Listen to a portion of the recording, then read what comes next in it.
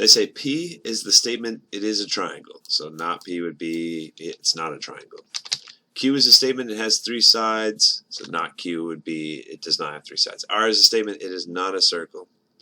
Okay, we got those 3 statements, and we're supposed to make a truth table for the statement either it is a triangle or it doesn't. Here, it is a triangle would be the statement P, or it doesn't have 3 sides. So that would be not what is that? What letter is that? Not Q, because Q is the statement that it has 3 sides. So not Q means it does not have 3 sides.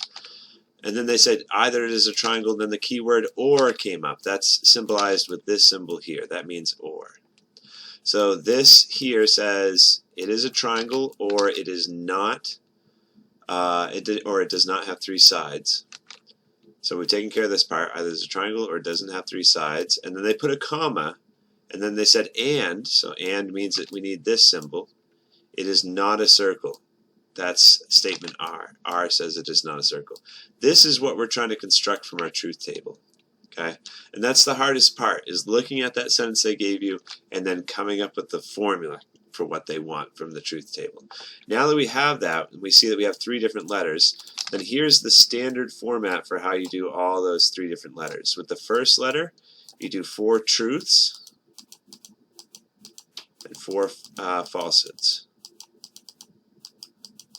For Q, you do 2 truths, 2 falsehoods, and keep them in a row. 2 truths and 2 falsehoods. And the reason why we do this is so that it's just one general structure that we all use. And then the last one you just alternate true, false, true, false. And we keep them in a row, that way we can quickly identify the truth values. Okay, so our goal is to eventually construct this statement. So I need to be able to construct P or not Q. So I should look at what not Q looks like. That's the negation of Q. That means it's just every truth value is now false. Oops, sorry. I got my phone right next to the camera there. Every truth value is now false, and every false value is now true.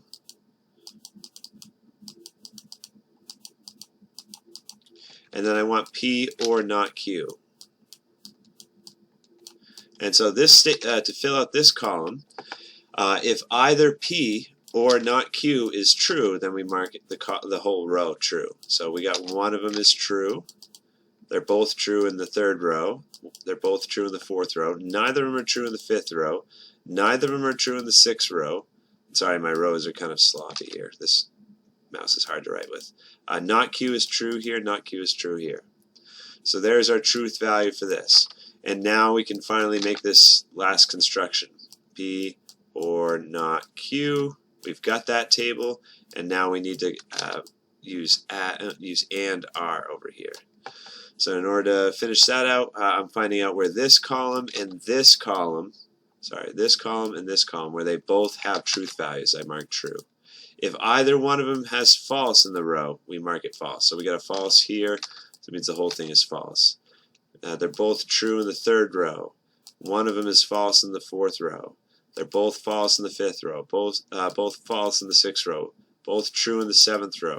One of them's false in the 8th row. So that's the truth table they want you to construct.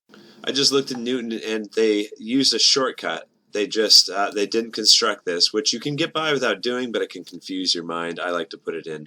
For the answer, they're just looking for that that conclusion row here, the conclusion column, I should say.